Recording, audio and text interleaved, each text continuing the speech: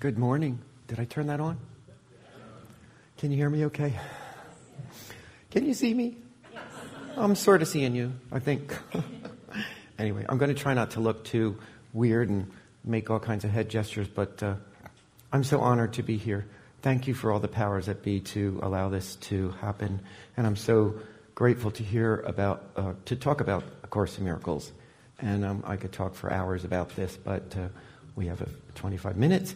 And if we get to want to answer questions, I'm very good at interactive. If people want to interact and we want to do a little dialogue with questions and answers, that's fine with me. I'm open to everything. I've been A Course in Miracles. I use the word facilitator loosely because I don't know. We're all teachers and students, and that's the big premise of A Course in Miracles. We all teach, and we all are students. So what we want to learn, in other words, we teach. And any good teacher of any kind knows this, because that's just part of our thing about being a teacher. And students know it too. So there's that relationship of teaching and learning, and a student is a teacher and a teacher is a student, and it always goes on and it recycles sometimes and makes life a little interesting. And I got involved in Course in Miracles in 82. My friend Margaret Moore, who is a metaphysical practitioner and a public speaker, she used to do a radio show on WBUX in Doylestown called Added Dimensions. Yours truly, because I have a big mouth, was on her show many times when she needed. She used to say, "Can you be a fill-in and come and help me speak? Because I don't know, I need to talk a lot. And I don't want to talk as much, and you can talk a lot." Yeah, really. I'm very shy and introverted, can you tell? So that's how I got involved with the Course. And the Course in Miracles actually was written by two well-known psychologists from Columbia University in New York, Helen Schuckman and William Thetford. Now, their names are never mentioned in any of the course works on the cover of the books or anything like that, because they wanted the material to stand alone by itself without their prestige names or whatever. And the whole book got started 7 or 8 years ago, before 1977. So it was in the 60s when it was actually started. And Helen went over to Bill, and they had a tough kind of a relationship. Mr. Thetford was actually gay, and nobody really, well, his friends knew it, but it wasn't public in those days. And Helen and him could be very snarky. Know you what snarky means? I kind of do it a lot. And that's why I need Course in Miracles to be a little more kinder and gentle with myself and with others, because I use words, but you can use words for love or fear. So these two wrote these books, and one day Helen said to Bill, "Oh God, there must be a better way." And he said, "I hope you find it, and if you do, I'll help you." And that's how it started. And then the books for a few years were actually hand delivered to people via copies through Xerox or whatever. And then the books came out 77, 76. And I have been involved with all kinds of yoga, Silva mind control, all kinds of meditation practices, which are really wonderful. And the reason why I think, for me, Course in Miracles was so wonderful is that, for me, it was a gateway to my opening the mind. And a lot of Buddhists come to the Course in Miracles, a lot of atheists, agnostics, people that just don't believe anything. And a lot of Jewish people, believe it or not, come to the Course because, well, we're not sure. I don't know why. I think a lot of people have, like myself, I get off on intellectual things. I love the cognitive part of the Course, when it specifically will say something like love and fear. They're the only two emotions. One is love and one is fear. You have two voices, and they give you a way to have a mediator, which they call the Holy Spirit. On a great day, this is wonderful. If you're stuck in a traffic jam, you're in a grocery store line, you're doing whatever, or road rage, you're in back of a car that's not moving fast enough for you, or a little too whatever, or going too fast and you don't want to go that fast. There's all kinds of stuff we can think and say which can be absolutely cruel because, anybody with me? Can fear be a little vicious? Can it be a little, nasty and disgusting? And yet, the worst part is when we do these things, because we're human, we're supposed to be, I'm so spiritual. I went to church and I just crapped on my neighbor in terms of my emotions. I just really told him a thing or two. Even if I didn't physically say it, or if I did say it, it's kind of weird. And then we get the guilt, the shame, the vulnerability, blah, blah, blah. We get the whole package. And Course in Miracles goes out of its way to say there is no guilt. There is no guilt. Now, a lot of people who are in traditional settings of religion find that really upsetting because guilt for some folks is the way to control the masses. How's it going for us? Are we doing a good job of it? I'm not sure. I don't think we are. So the reason I feel that is because being a Course in Miracles facilitator for many years, being a comfort coach, because I use, you guys saw the skating clip? You could see it okay? Well, there hopefully was a little flow involved and a little grace and a little dignity. I use comfort coach as a way to flow rather than stay with friction. In other words, when we get on an energetic level, we can feel the flow rather than friction. And we can feel ourselves flow rather than having to fight with stuff. So in other words, I'm not saying denying anything, but Course in Miracles is one of those things when we do it from a practical way, which of course is very practical. It teaches us there's 3 books. There's a workbook, there's a teacher's manual, and the big one is the textbook. These are the hard books now. They have paperbacks. They're all in one. I don't like the paperback because the pages are really thin, and when I used to have the scanning and reading machines that worked, the pages would bleed. So I'd get all kinds of word salad, for lack of a better word. But Course was really written. It wasn't specifically written for a course in misery. It's a Course in Miracles. A lot of people can make, I use that word deliberately, make life miserable because of the Course. Just as any writing, when we take it too literally, sometimes the meaning moves out of it. Are you following me? Because when we take stuff too seriously and too literally, the energy actually squashes. And if Course was written to love more and fear less, and to give us a guide, which they call the Holy Spirit. Because Course in Miracles believes that in us, we have either love which connects, fear separates, or disconnects. Following me with that? That's not rocket science, but to do it on a daily basis, we get into the lessons of number 1, nothing in this room means anything to me. And then we get into the other ones, like I am never upset for the reasons I think. And then lesson 26 is my attack thoughts are hiding my invulnerability. Now, isn't that a pretty one? And then when we realize, in the later part of the book, it says, love which created me is what I am. Love which created me is what I am.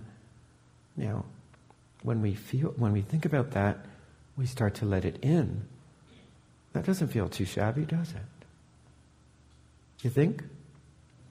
Love, something that was so awesome, created us. And if that is the case, then we have a lot of those, if not all of those attributes.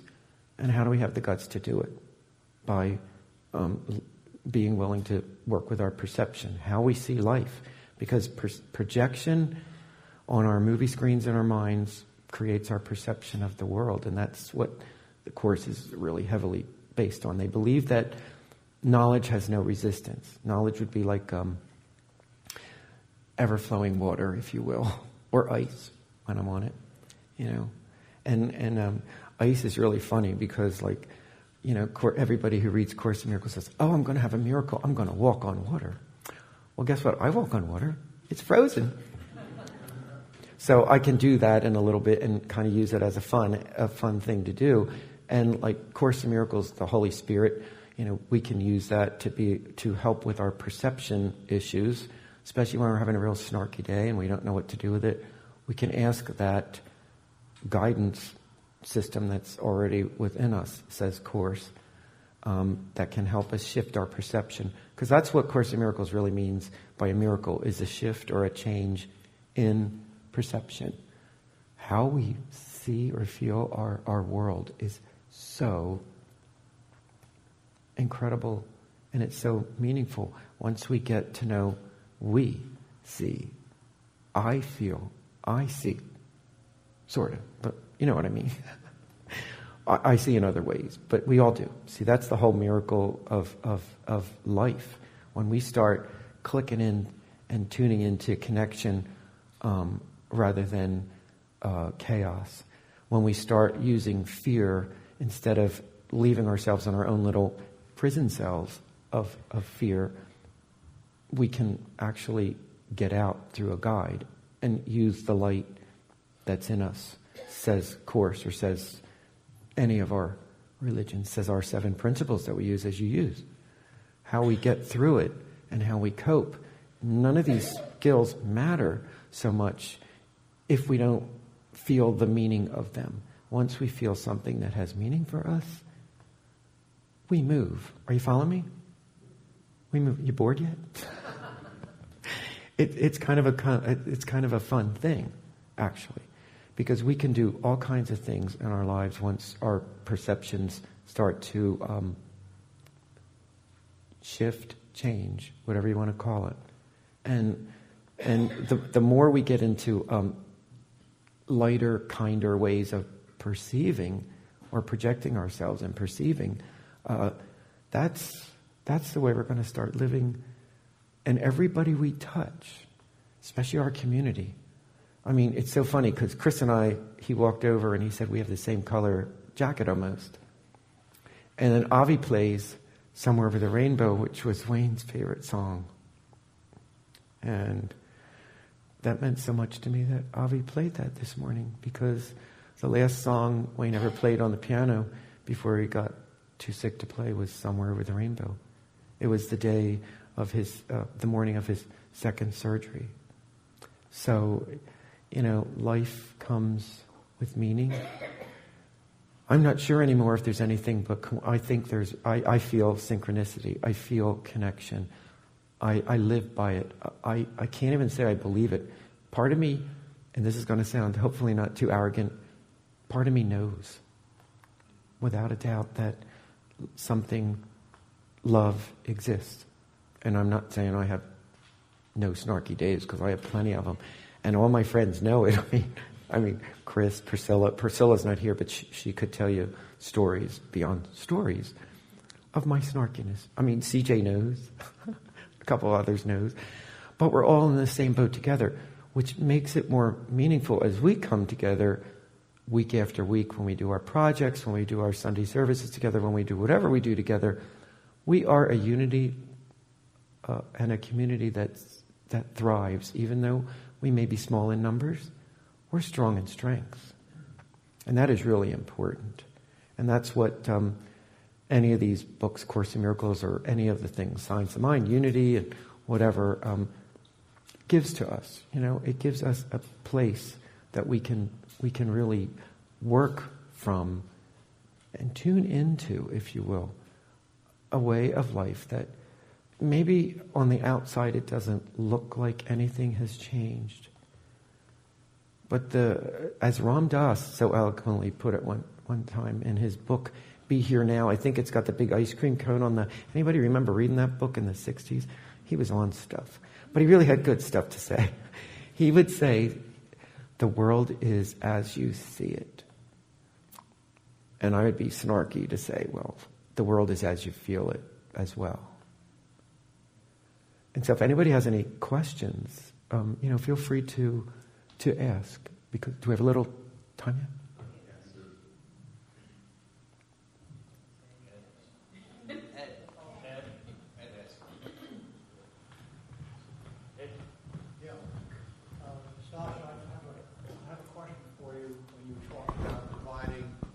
Opinions between love and fear.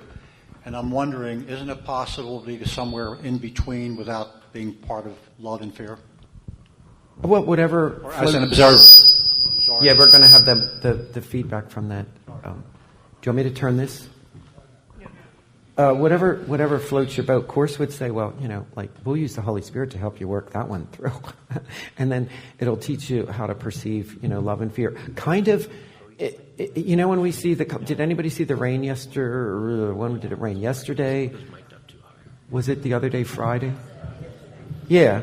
Did anybody see though in between the raindrops there were little glimpses of it was cloudy, but you could see a little brightness in there? So we see the brightness and we see the clouds, we see the rain, we see the storm, we see the not storm, we see the still. We kind of see them both happening at the same time. So it's a matter of embracing and honoring both, because no good book that I've ever read so far, now I might be a little off, but any good book really at the essence of it says honor everything. And why are we striving to be better humans? Because we want to be. We want to be. That's the urge inside us. That's the divine or the spirit or whatever you want to call it. Is that making any sense, Mr. Ed?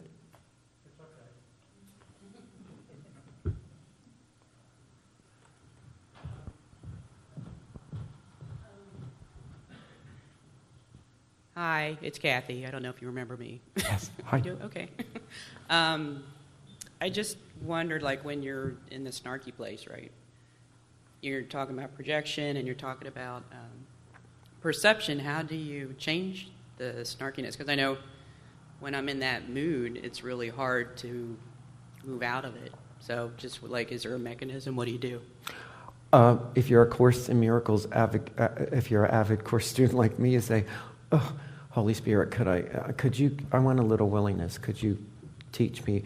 The mere fact that we want to know something else gives us a space for something else to come into. Usually the challenge is when I'm in a snarky place, I don't know about you, Kathy, but when I'm in a snarky place, I will fight with it. And what happens if I fight with it? It gets more snarky. Are you following me? It's just nasty. It's vicious. It can be. And then, I've been through the grieving process with Wayne and everybody. He was my partner for 30 years. I'm sure pretty much everybody knows that, unless you have any newcomers. But anyway, he died in 2012, and I still miss him, but at the same time, I feel vibrant, I feel alive, and I have this community to thank, because you all stepped up to the plate when I couldn't do it, and when I didn't even know what I needed next. Somebody was there to help me every step of the way, because sometimes we don't know what we officially need. It's really great to say, I can ask, but sometimes you need to know what you want before you can ask for it. And sometimes the way the Holy Spirit, or I call it the inner comforter as well, and we all know what that feels like. We know the difference between comfort and discomfort, uncomfortable. And our society always teaches us we have to go way out of our way to step out of our comfort zones. Well, in the skating clip that we saw this morning, Shay and I never had time to run through the whole program together because of crowd, because of issues of skating, on interruptions, people needing something, so we couldn't even practice the whole thing together. So we did the show we did it cold turkey. We never ran through the whole program, and we kind of made it through. And she was kind of the same mindset as me. Well, we'll just let spirit, or she didn't say spirit, she just says, we'll just let it flow. And she says, we'll get her done. And I'm like, we got it sort of done, and it was presentable. Any other question? Hey, Stosh, this is Nancy Harvin. How are you? Good to see you. I have your Course in Miracles, well, not yours, but the Course in Miracles book I was given as a lender. And it's a very thick, heavy, hard-to-read book, I have to tell you. But in the back are lessons, and I wanted to see if you would just talk real briefly about the lessons, what to do with them, how to apply them. Again, even the first one says this. Say this over. This table does not mean anything. This chair does not mean anything. This hand does not mean anything. The foot does not mean anything. I'm like, well, what does it mean then? I'm kind of confused a little bit. It almost is taking me further than I guess I'm ready to understand. How, first of all, did you do the whole book? There's a whole thing in the preface or the beginning of the workbook that specifically honors that, because what people will do with the lessons, and I was sort of going to do it for a while, but I was just too lazy to keep doing it. I found a lesson that I particularly did not like, and I stayed with that lesson for maybe 3 or 4 weeks, and then I remembered what was in the beginning of the book. It said, you may actively, you may not like an idea that you're perceiving, but stay on it one day. Don't stay on it too long or something like that. In other words, you may actively resist it. Nothing will matter for its efficacy, because it's going to show you at the end of the book the surprise that you really are and always were and always will be, and something to that effect. So the lessons are supposed to be practical, but there's a lot, and that's why sometimes study groups are important. If we ever want to do a workshop or a study or a support group or whatever you want to call it, that would be fun. And they're kind of fun, because a group, as we all know, is as creative as the group wants it to be. And if we get that premise going, and if we start from a premise of whatever group or whatever we do, we're in it with a little more love, a little less fear, we're going to go places. And then we can play with how to get through. And I really mean play. And I mean, do we want to, it brings up that, do we want to work to live or live to work? I mean, isn't it fun to work to live better? But to live to just work is kind of, call me old, I don't know. I'm liking to live. I want to just work so I can have a good life. And I love my work right now. And I'm hoping everybody else gets a little more of that in 2014. Because the reason books like Course in Miracles haven't lost their, I don't want to say value, their meaning. People are still coming to the Course. Newcomers are coming. Old people are coming back to it. It's all about a universal, it's not so much a universal doctrine, although it states a universal experience is not only possible, it's very practical. Maybe the words are switched a little, but it's that essence. We're all looking for a universal experience. And when, even for an instant, we touch that peace, that joy, that peace that goes, I don't know how I feel this peace. I'm feeling really good. Wow. A minute ago, I was feeling like crud. And all of a sudden, I'm feeling on the top of the world. Anybody ever had that experience? Isn't that kind of way cool? It really validates that we're all connected at some way, shape, or form. And then the intellects will say, well, how'd that happen? And we can then, where's the peace? And, did we ever leave the peace, or did peace leave us? I'm pretty sure I left the peace. It's always been here. I just don't tune into it. And I'm going to do it a little more, because I have a community like you that will help me, especially when I'm really snarky. Somebody will lovingly, or maybe whatever way I need it, I'll be told. And we'll get it done. Any other questions?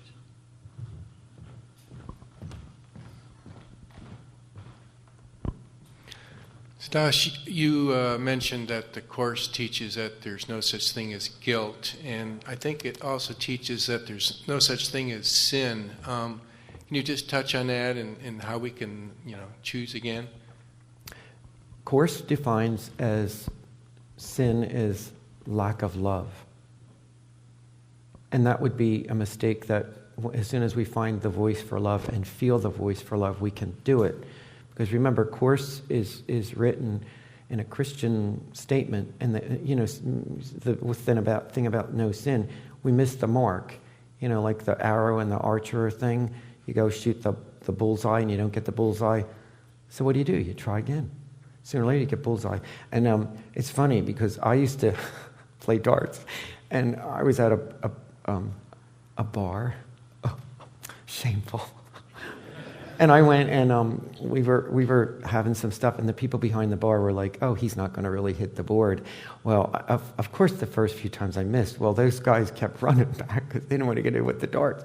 But after like 4 or 5 tries, I got closer, and after the 6th or 7th, maybe 7th or 8th, I don't remember, but I got a bunch of bullseyes because somebody tapped on the board, and I could hear it, and I went and did it. So, and I'm, thank you, Holy Spirit. And they're like, oh boy, this boy is really crazy.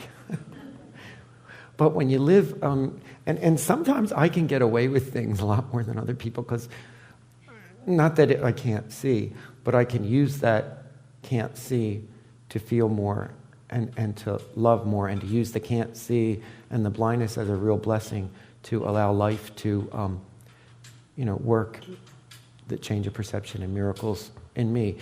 And that's where the guilt and sin and all, they're all kind of related, because a lot of people with disabilities, a lot of families split apart because of any kind of disability. You all know that.